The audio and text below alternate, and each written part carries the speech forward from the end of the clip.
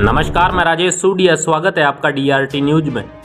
बाड़मेर जिले की चौहटन पंचायत समिति की ग्राम पंचायत आरबी का गठन की वर्तमान युवा सरपंच सुश्री सुमन व उनके प्रतिनिधि मिलकर पंचायत के किन किन मुद्दों एवं किन किन विकास कार्यों को प्राथमिकता देंगे, आइए सुनते हैं डीआरटी न्यूज स्पेशल मीटिंग के दौरान हुई विशेष वार्ता को।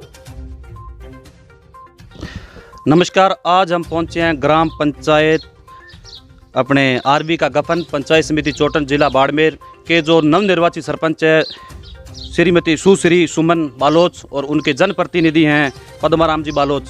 करते हैं बातचीत। नमस्कार सर, हमारे चैनल में आपका स्वागत है। नमस्कार सर। नमस्कार मैडम। नमस्कार सर। नमस्ते सर। सर पहले तो अपना राजनीतिक परिचय दीजिए। मेरा नाम हबीब खान है। मैं ग्राम पंचायत आरबी की गठन में पंचायत सहायक पद पर कार्यरत हूँ जी। और हमारे साथी जो है बहन जी सुश्री सुमन सरपंच आरबी की गठन और साथ में हैं हमारे पद्माराम जी बालाच सरपंच प्रतिनिधि आरबी की गठन जी। तो सर बात करते हैं अपने ग्राम पंचायत में आरबी की गठन पे, ठीक, विकास के मुद्दों पे। तो महानरेगा में आपने क्या करवाया है अभी? महानरेगा में अभी हाल ही में हमारे जो सरपंच है सुश्री सुमन, इनके कार्यकाल में लगभग 160 प्लस जो हमारे यहाँ ज़रूरत है लोगों के लिए, जो नरेगा है उनके तहत जो टांके बनाए जाते हैं, मेड़बंदी का काम है जी। वो काम अभी 160 प्लस टांकों का चल रहा है जी। उसके अलावा जैसे कोई ग्रेवल सड़क है उनका भी काम, छोटे छोटे जो दूर दराज गांव है सड़क से वंचित हैं उनको भी जोड़ने के लिए जो ग्रेवल सड़क है उनका भी काम अभी शुरू करवाया नहीं है, लेकिन वो स्वीकृत है, अभी इसी महीने तक हो सकता है कर देंगे जी।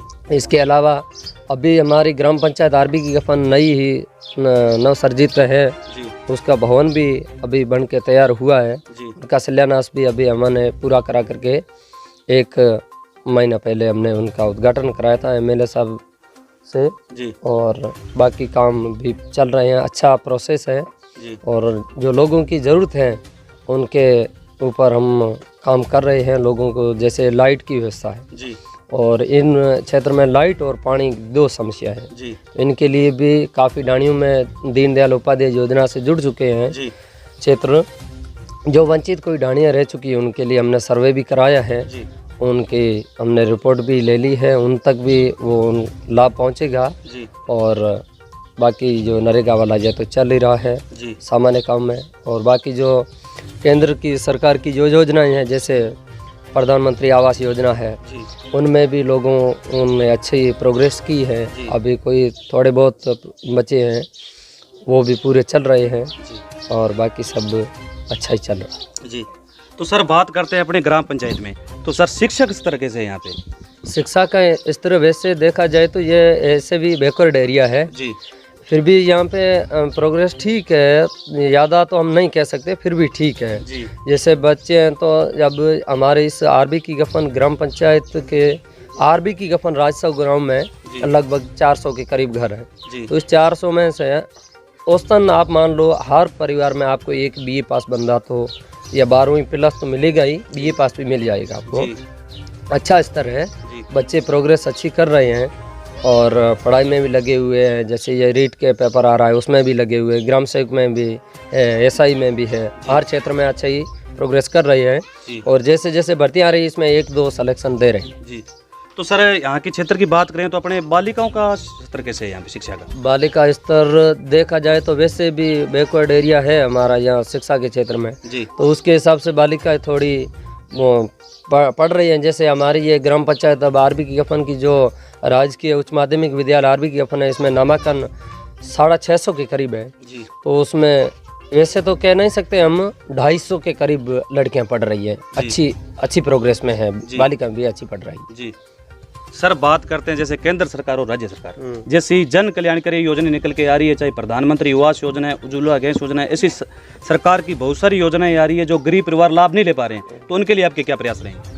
उनके लिए प्रयास ये रहेंगे कि उन लोगों को हम समझाएंगे कि भाई ये जो योजनाएं आ रही है इनका लाभ उठाया जाए और फ्री ऑफ कॉस्ट मिल रही है तो फिर इसका लाभ उठाएं। और उज्ज्वला योजना में शायद हमारे गांव में कोई वंचित परिवार रहा होगा जिसने लाभ नहीं लिया।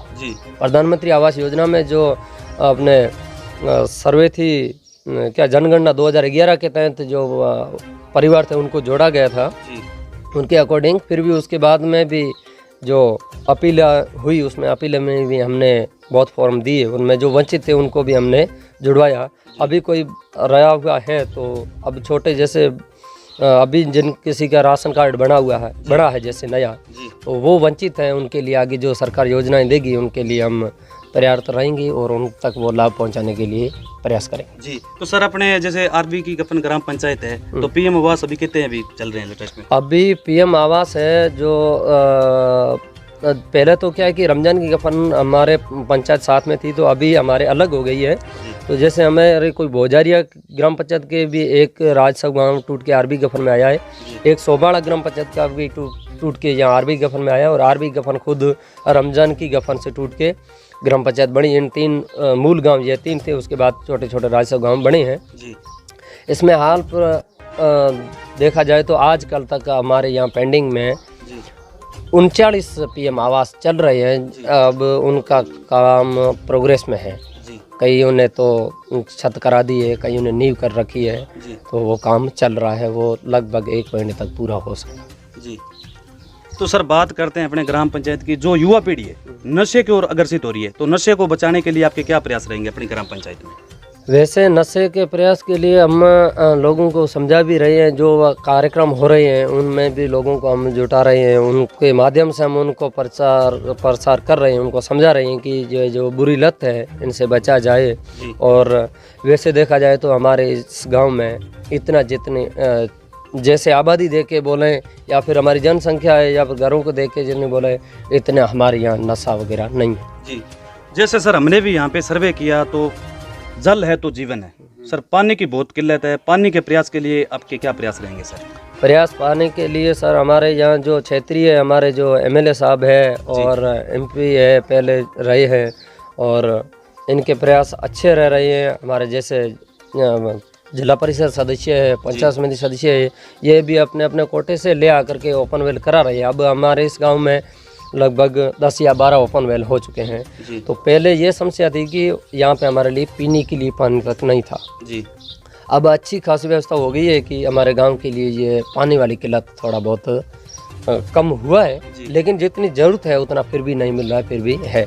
जो नरेगा योजना के तहत हमने बोला जो टाँके बन रहे हैं, ये लोग अपने खेतों में बना रहे हैं, अगर वो भर जाता है तो फिर उसके लिए मतलब 7-8 महीने तक पानी की ज़रूरत नहीं पड़ती है। तो ऐसे वो भी लाभ उनका भी मिल रहा है। और ये एमएलए साहब इनकी भी हमारे ऊपर मेहरबानी है, इन्होंने भी हमारे लिए यहाँ ओपन वेल बहुत करवाई है और उनसे हमारे को लाभ मिल रहा है।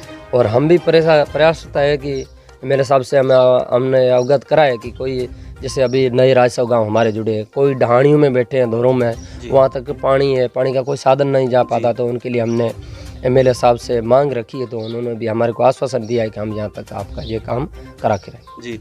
तो सर जैसे हमने भी यहाँ पे सर्वे किया, बात करते हैं ग्रेवल रोड और सीसी रोड, काफ़ी रोडें टूटी फूटी है, तो आपके क्या प्रयास रहेंगे अपनी ग्राम पंचायत को जोड़ने के लिए? ग्राम पंचायत को जोड़ने के लिए ग्रेवल सड़क है, उनका भी काम ये जो नरेगा के तहत आती है ग्रेवल सड़क, इनका भी काम हम करा रहे हैं। जैसे जिसकी ज़रूरत है वहाँ तक हमारे प्रयास यही है कि उनको हम जोड़ेंगे जी।